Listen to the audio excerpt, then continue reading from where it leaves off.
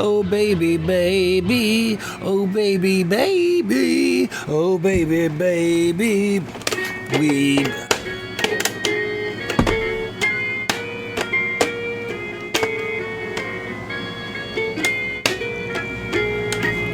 Welcome to the show where we do things to your brain that you never saw before. You never saw the things we're going to do to your brain, but I don't want you to worry too much. Your brain's in good hands. Betches. Betches. Folks, is it sexist to say betches? Folks, we're coming live and direct from the Riyadh Candy Festival. Now, let me tell you, if they had a Saudi Arabian candy festival, I don't think people would be complaining as much these days. Hi, this is Nick Flanagan Weekly. You are listening to Nick Flanagan Weekly. And we're here, and we are not afraid of the man. We're not afraid of authority. This is the kind of podcast where authority comes up to us, and they're like, hey, do you have your laminate? And I go, why don't you laminate this? And I point at like an obscene part of my body that's clothed. I'm not nude, but I point at like my butt.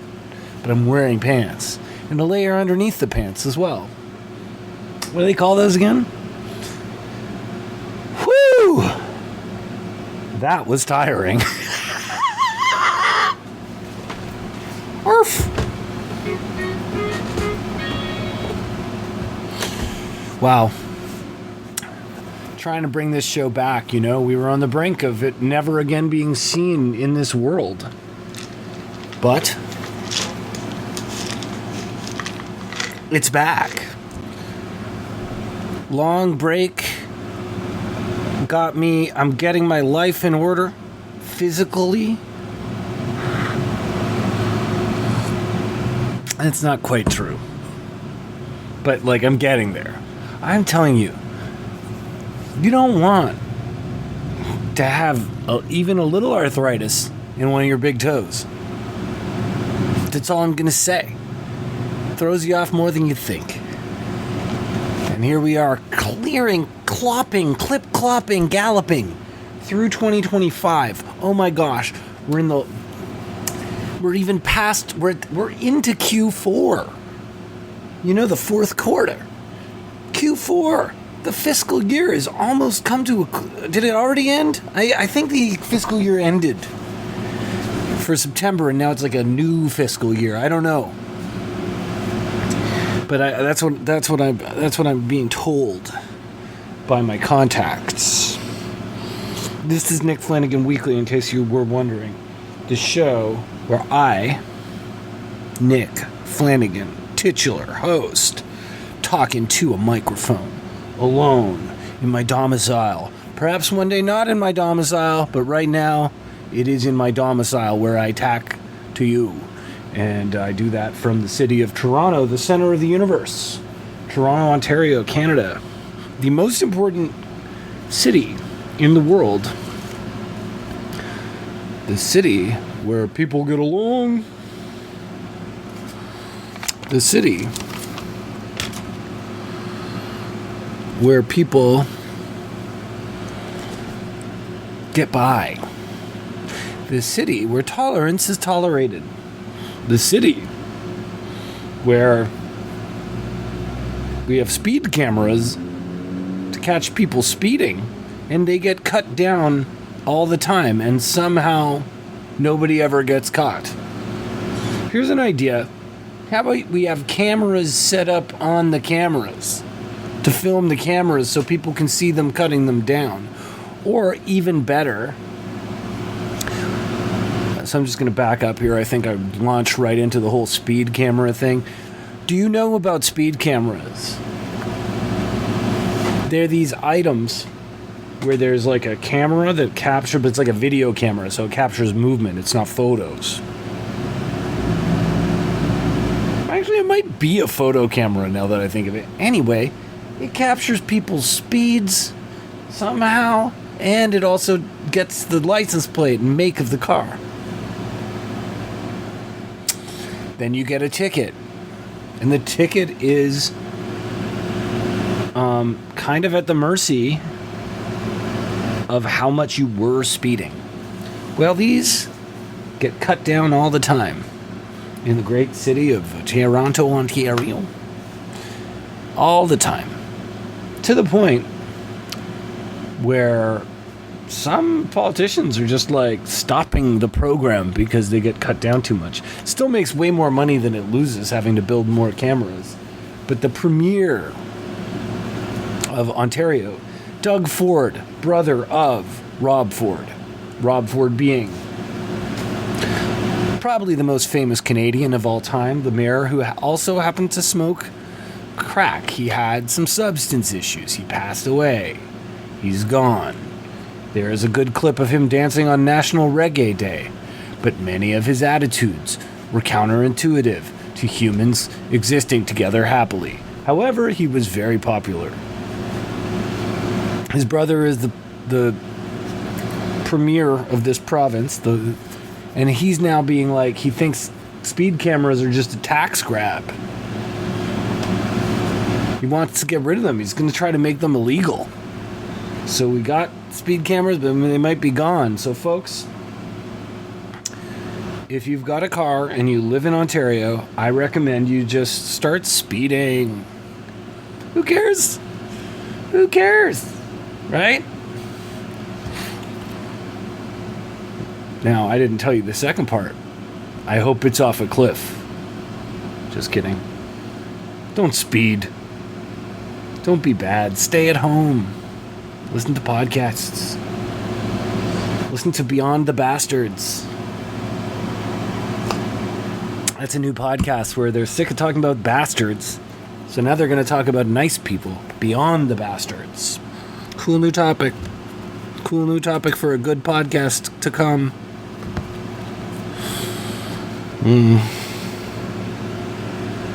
It's been roughly a week since I recorded for you last. Maybe more like a week and a half. I don't know. I'm trying to bring this thing back. It's a slow rollout. Anyway. What have I done in this time period? I don't know. I'm living still in the twilight zone. I had more physical pain last week. This became an issue. Kind of took over a tiny bit. It affected my sleep. That's okay. That's okay. I watched a movie called The Punisher from 1990. I think it's a Roger Corman production. I think Roger Corman, the classic sort of drive-in movie, cheap kind of crummy movie producer in a lot of cases. He produced crummy movies on purpose. They were low budget. He'd make their money back most likely. But he's the guy who started the careers, helped start the careers of so many different people, from Martin Scorsese to Joe Dante to, Jack Nicholson. Anyway, I think he produced these crappy Marvel movies in the early 90s that were like delightfully crappy. They weren't that bad. They just fit in really well with like schlock at the time. The lighting's not that good. He did a Fantastic Four movie, or someone did a similar Fantastic Four movie that didn't even really come out. But Captain America and The Punisher did come out, and they were both not viewed well. I've never seen Captain America, and I'm not sure I'd ever seen The Punisher. Now, mind you, when I was like 11 years old and I heard there was a Punisher movie, that this existed, I was like, oh, I gotta see it. My friends would be like, it's so cool, man. He's got knife boots, and yes. And he's played by Dolph Lundgren. You know this guy, Dolph Lundgren? It's like, he's kind of like the actual, Dolph Lundgren is kind of the real Chuck Norris meme. Chuck Norris somehow had that really brutal period of time where they'd go, God is only afraid of one thing, and it's Chuck Norris. Chuck Norris doesn't pray to God. God prays to Chuck Norris. God loves Chuck Norris. Chuck Norris is God. This type of thing.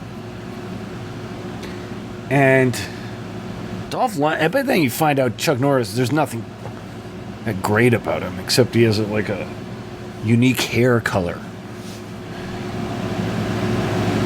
And a specific kind of beard. I'll give him that. It was very specific to Norris. Anyway, the real guy, who's a super tough, super smart guy, Dolph Lundgren from Rocky IV. You know, I will break you. If he dies, he dies. This type of thing. Guy's like super tall, handsome as a goat. In a good, I mean, like the greatest of all time. The most handsome man of all time. Muscular like you never seen. And then you read up on this dude. Guy was like a, you know, like a doctor. He's like a bioengineer or something. Although bioengineer does exist slightly in that category, like neuroscientist, where it sounds really fancy. And then you look it up and it's basically like just a guy who studies, you know, eugenics. But it makes them sound like then they can go on TV and talk about anything because they're a neuroscientist. Turns out they don't know jack. But not Dolph. Dolph knows everything. He's cool. Dolph Lundgren plays the Punisher in this film. Apparently, once people broke into his home with his family, then they saw the picture, like the family photos on the living room table. And they were like, Dolph Lundgren lives here. We better go. Dolph Lundgren played He-Man as well. Or Adam. If you're his good friend, you could call He-Man Adam. God damn it. Did you hear that? I thought that was a firecracker. This is what happens. I live on the highway. It's so hard to get good sound on this podcast because I live on the highway. So I was telling you about my week earlier. I watched the Punisher film. Lou Gossett Jr.'s in it. It's fun. It's very gray. It's kind of boring. But I enjoyed watching it. Partly because I watched it on YouTube. And it just feels like very, you know, underground to watch a movie on YouTube. Feels like in the know. Like a cool kid. Drinking sleepy time tea right now. So good. More like wakey time tea because I feel woo, so awake. So very awake. I had weird sleeps. Like I said, I had some sleeps where just was having this foot pain that was like keeping me up. Tossing, turning. I have 3 pillows. How many pillows you got? What's the right amount of pillows? I thought I needed like a bunch of pillows. You know, and I'm lying around, I throw my arm around one pillow, throw my arm around another pillow, clutching 2 pillows, jamming my head into them, trying to sleep. Take a 3rd pillow, put it between my knees, and I'm sleeping, sweating, thrashing around. If you were to watch a surveillance video from a speed camera of me trying to sleep like that, I'm telling you, you wouldn't need to have that Viagra prescription that I know you've got. Because you'd never want to have sex again. Hi-oh! Anyway, by the end of this, I'm suddenly realizing I just want to sleep on one pillow. So the 3 pillows get cast, the other 2 pillows get cast to the side. I shove my head down, and the one pillow, I'm laying on a flat pillow. And I sleep like crazy. I have weird dreams. Then I wake up late. Then we do it all over again. I went to helped out with a concert that was happening at an old haunting ground of mine. A classic Toronto venue slash restaurant in the heart of the very cool intersection called Bathurst and College. Sneaky D's, heard of it? At one time, it was called Sneaky Disease by people. It has always had fair prices. And this is what has kept people going back to it. Year after year after year. And it's got Tex-Mex. And I need to tell you something about the city I live in. When Sneaky D's opened, which was sometime in the 80s, I guess. It's like cavernous, by the way. It has a huge upstairs and a huge dining area in the front that sort of encapsulates a large part of the corner of both Bathurst and Bloor Street. It's big. Tex-Mex in the 90s and 80s was the closest to Mex or Tex food you could get in probably Canada. You know, they had burritos, they had tacos, they were not traditional. I don't even think they were that traditionally Tex-Mex. We had all kinds of places like this. We had Hernando's Hideaway, Tortilla Flats, Sneaky D's. And when my friend Andrew and I, when we were 13, and I just moved to this, not far from where Sneaky D's was. Can you even imagine how exciting it would be? I couldn't believe it. I got to move to this area where there was stuff.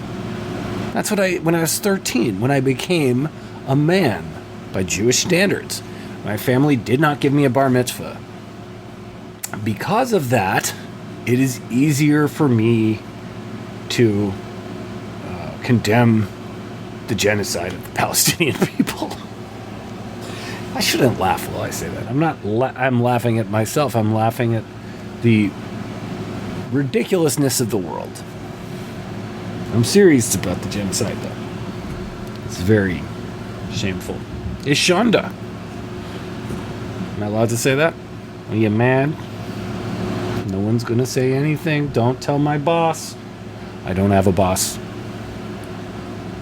Just call me Nikki Kimmel. Oh, wait, Jimmy Kimmel's never said anything about that. He just said something about Charlie Kirk, and they got rid of him for a week.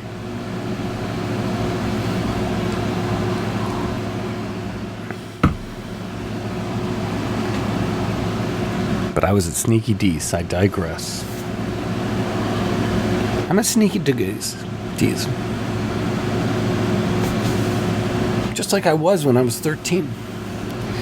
When I was 13, I went there with Andrew. We tried the nachos. We were crazy for them. And just slightly later, we went upstairs and we somehow managed to catch concert after concert at Sneaky D's. I saw all these 90s bands at Sneaky D's. So many that I don't even remember. All of them. And Andrew and I even put on a concert there featuring the Evaporators, which was Nardwuar the Human Serviettes band. And still is, I think. And Brutal Nights, my old band, played there a lot. We played there.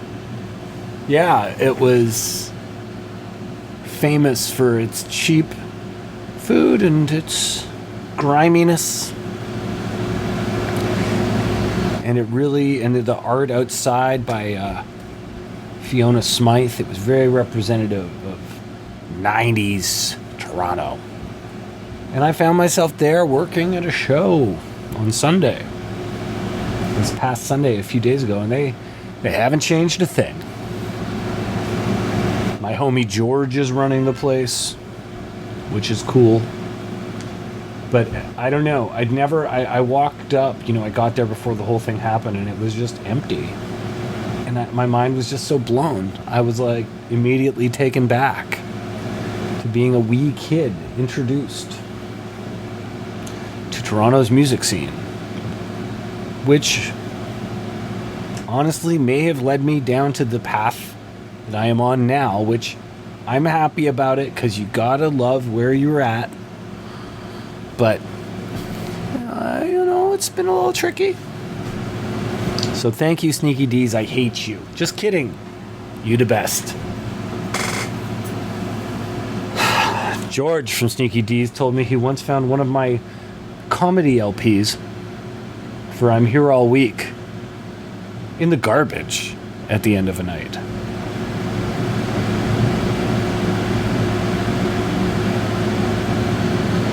And then he took it. I think he got me to sign it. I don't know. Maybe it's up somewhere there.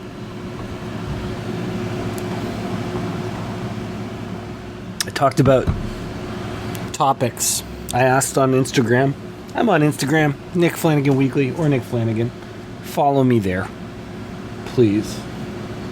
I beg you. I hate being on it. I beg you to follow me. I hate it. Please follow me. I hate it. I don't like it. Follow me. Don't. But I asked people what I should talk about. Someone said dogs. Dogs are an eternal nice thing, especially when they're little and soft. Not that little. But, just like the Italian Greyhound size, like beloved Charlie. I can't even talk about dogs. Pets are hard. You love them, and then someday you have to say goodbye, and it's horrible. But it's worth it. I love it when people take care of an animal. I watched a video today of a guy trying to fix a disabled toucan's beak. Just carefully descaling it and getting rid of the keratin that was all flaked on it and sanding it gently so that there's more of a chance the keratin can heal and grow back properly. That was beautiful. I'm watching this and I'm thinking, why isn't there someone making that video, but it's me? Not me doing that to a bird. Someone doing that to me. I took this 40s man and filed his nails down and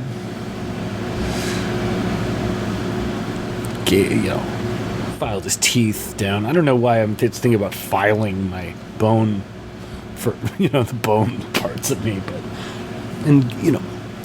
pet him and got him some nice pants. And I know they do make videos like that, and they're pretty depressing because it's always some white guy in India making a video where he's goes up to some dude who's just I don't even know if they're homeless. They're just sitting on the street minding their business, and he's like, hey, how about I shave you?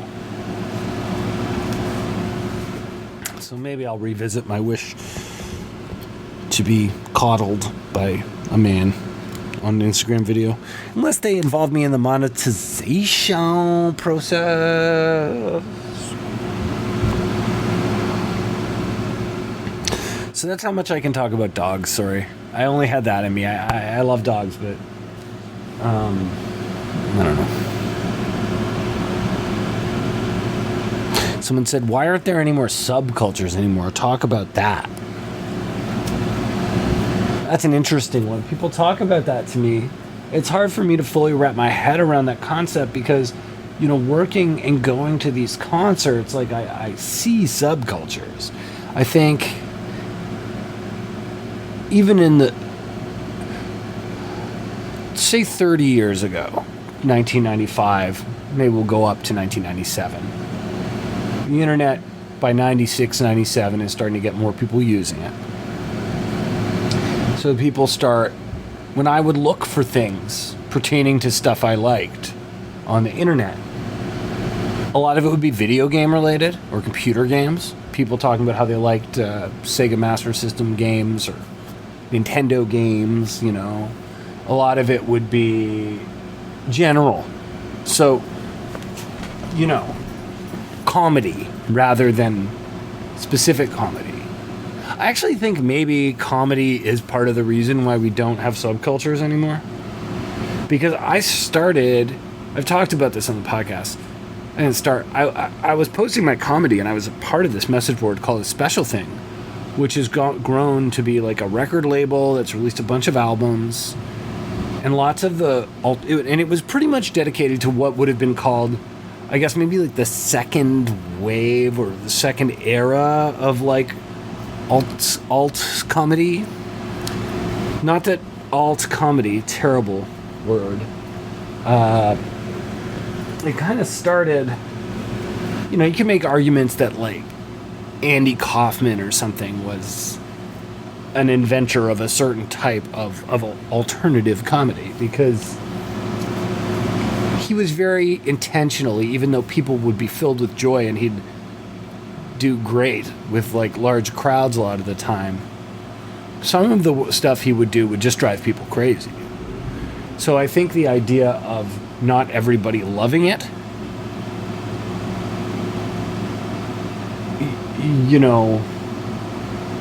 Andy Kaufman was a huge part of that. Although, like, you could say Lenny Bruce did that to some extent, or Richard Pryor, or George Carlin, but that's because they were swearing and stuff. So that kind of a different thing, or presenting, controversial ideas.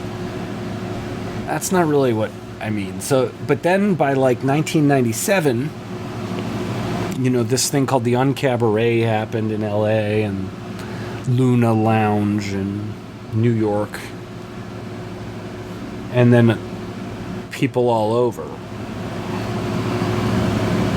And you had people like, Mark Maron or Todd Barry, Zach Galifianakis, Sarah Silverman, Patton Oswalt. They were sort of this new wave of what people called at that time alternative comics. I don't know. And this was a message board dedicated to it, called A Special Thing. And a lot of the comedians posted on it. Louis C.K. posted on it. Jen Kirkman posted on it. Doug Benson. Harris Whittles. Lots of people. My homie Jason Walliner and myself. Maybe Tom Sharpling, I don't know. I can't remember. But Michelle Balloon. Shout out to Michelle Balloon. Shout out to everybody on A Special Thing. And like, the truth is, I think a lot of comedians, whether they want to be alternative comedians, whatever that means, or whatever, they just want to be mainstream. There is no, especially back then, there were very few like equivalents to, we have a day job and we tour doing comedy, and this scene matters so much. Equivalent, that thinking in the music scene, anything I've seen in comedy that was equivalent to that very quickly seemed like it was about TV deals, blah blah blah. But I don't think it's quite that simple. But what I'm trying to say is, like, to succeed in comedy, really, you kind of need to break into some area of the mainstream. So how could you have subcultures? And I kind of think that thinking of like attention equals everything is now standard for almost every form of artistic expression. So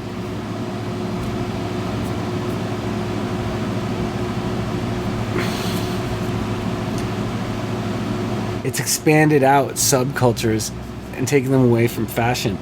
But that being said, there's actually a ton of subcultures still going on. My friend kept insisting furries to me, but I would say within furries there's probably a bunch of subcultures, and I see different types of people at all the different concerts, and there's like movie people who like going to movies and talking about movies. It's just that I think that having a hobby that was like social and sort of unique was rare at one time. But now it's much more common. So it's almost like the subculture, the idea of participating in something like that is so common that it's like a monoculture of a bunch of subcultures. You gotta keep listening to me. I swear, don't unsubscribe. Just gave you my immediate thoughts. Okay, I'm going to read you a section of the book, Supporting Yourself as an Artist, a Practical Guide. Media artists, visual artists, craft artists, poets, playwrights, composers, choreographers, and interdisciplinary artists by Deborah A. Hoover. So I'm just going to read you from a section right now.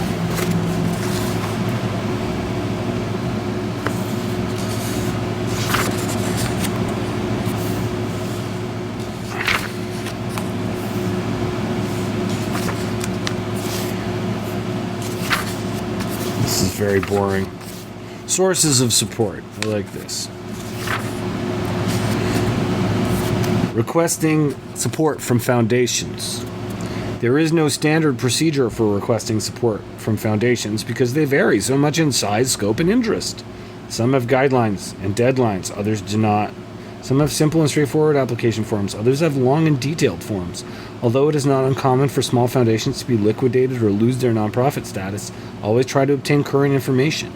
If a foundation is big enough to have a staff, you should submit a one-page letter describing your project. Depending on the response, a phone call, interview, or letter, you should then send a full proposal. For small foundations with no staff, follow the guidelines as carefully as possible. Send only the information requested. If there is additional material you would like to submit that is not specifically solicited, include a note saying this material is available on request. Of those 21 foundations I surveyed by letter in 1982, this book is from 1981 or 2, I received responses from only 6. I'll leave it at that. I hope you learned. Check out Stinkin' Rich. Friendly Rich. Friendly Rich. Just a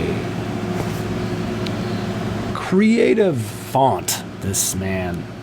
He does music. He follows his own North Stars, and he just keeps putting out music. He's putting out an album called Gordon Heavyfoot. It should be out by early October. So look up Friendly Rich.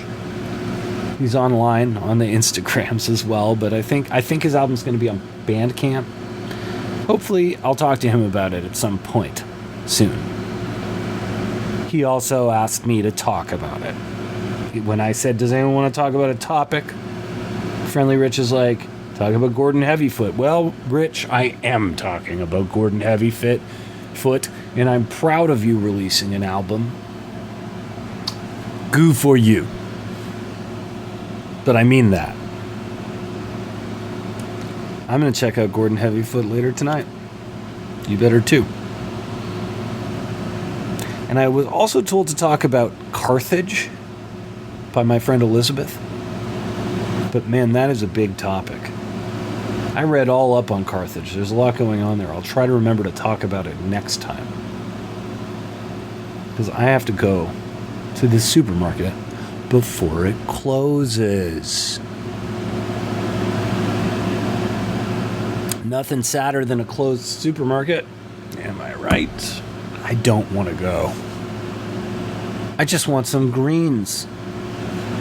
I don't even want to go to the supermarket to get greens. But you know, I might not make it. I just want the greens, man. Hook me up with the greens. The organic greens will be expensive at the supermarket. I have like 2 places I go in Toronto for my well-priced groceries, and this supermarket is not one of them. So I'm mad I gotta go. But I gotta go. So I'm gonna go. Feel free to support the podcast at ko-fi.com/Nick Flanagan. If you have any questions, write weeklypodcast@gmail.com. That's WEAKLY podcast@gmail.com. Nick Flanagan on Instagram. Nick Flanagan on Threads. Nick Flanagan Weekly on Instagram.